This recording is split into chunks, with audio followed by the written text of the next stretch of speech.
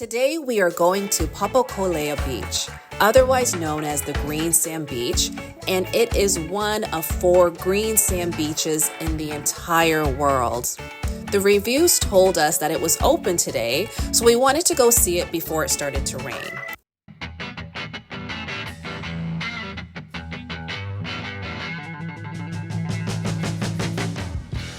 Even though the journey was over 2 hours long, we felt like it was a once-in-a-lifetime experience.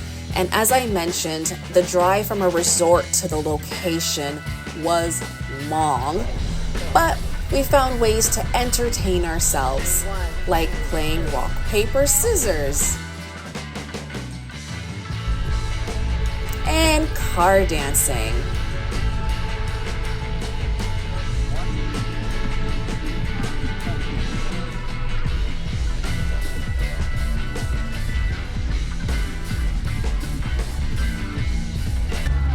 Now the question is, will it actually be green sand? Do you think? Good question. Probably not. Well, it's called green sand for a reason, so we'll find out. When you get to the location, there is a designated parking area where you will have one of 4 options. 1, going back home. 2, hiking in the hot sun. 3, a shuttle ride. Or 4, driving down the beach area yourself. Although we were warned this can be very dangerous and should only be attempted by experienced drivers or vehicles that have a 4-wheel drive. You don't want to be stuck.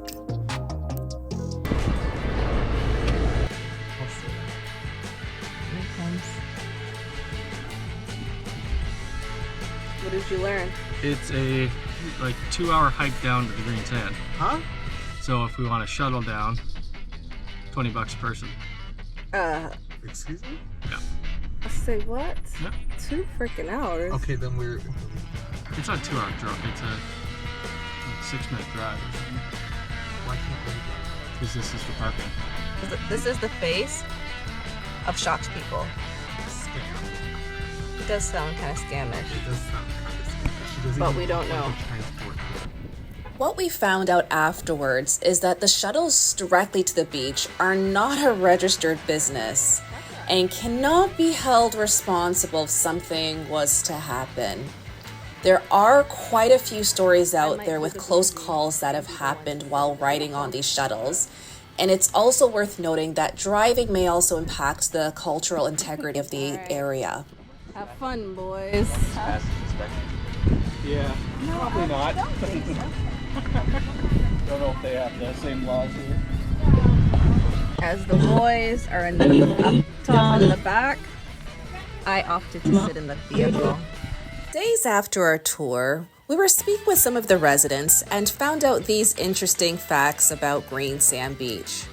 You do not need to pay to access the beach or any other beach in Hawaii. All beaches are public access.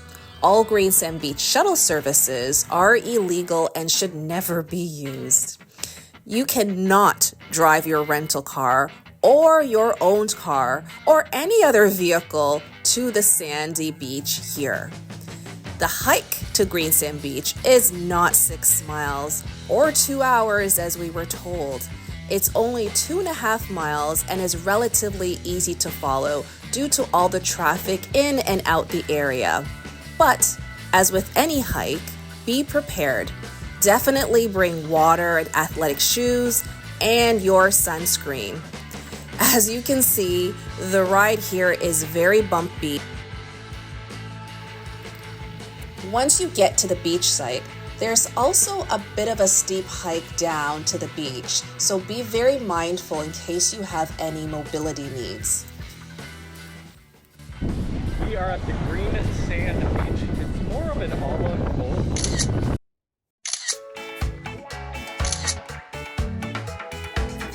We made it past that treacherous drive and we made it to Green Sand Beach.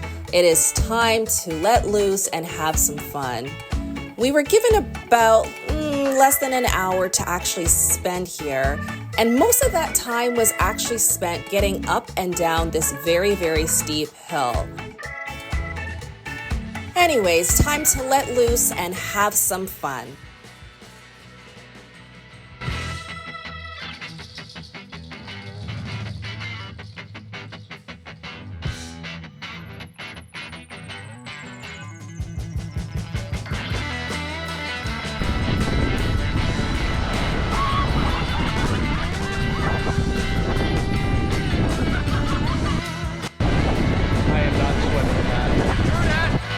After our brief time at the beach, it was finally time to head back to the parking lot, pick up our vehicle, and head home.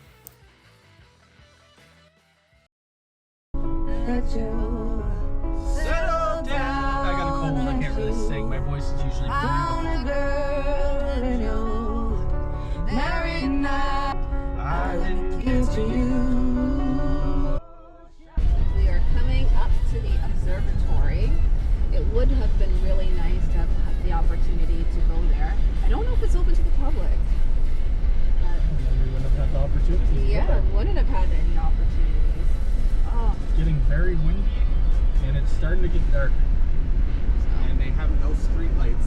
from our experience, going once, these are some things that you'll want to pack. I would say first, cash. Cash. Say you have cash. And why cash? Explain. Because like when you get there, there's no real way to get there yourself with your car, so you have to take one of their like vans they have, and you have to. Most 99% of people have to stand in the back of the truck, and it's like a 20-minute back road, worse than any ATV path. And you can, if you want to walk it, it's about 2 hours one way, versus this is like approximately like let's say $20. And if you walk it, you'll also want to bring water. It's very easy to get and a hat. Not starve. A scarf because of the sand that's going to be the sand, the wind blowing in your face. You'll want to have something. Just being in the vehicle, we were getting a lot of sand kicking up on our faces. Sunglasses, another must. Okay. Sunscreen, a beach towel, a couple beers. I don't know how this happened, but Cody did not pack any beers. But as soon as I got out of that vehicle, what's in his hand? And why did he choose me? He knew. I knew. He knew. He knew. Oh, and comfortable shoes. If you decide to take the hike and go on your own, we're hiking shoes. Pack your water shoes I'd say probably a and a first aid kit. swimsuit. And a first aid kit, honestly. If you're hiking. Yeah. Yeah. Just in case. And depending on what time, you might want to bring a flashlight in case you get stuck out here in the dark. I would not advise hiking past, I would say, 2:30. Like hiking there, Hiking back. hiking back, you should come back around like the latest like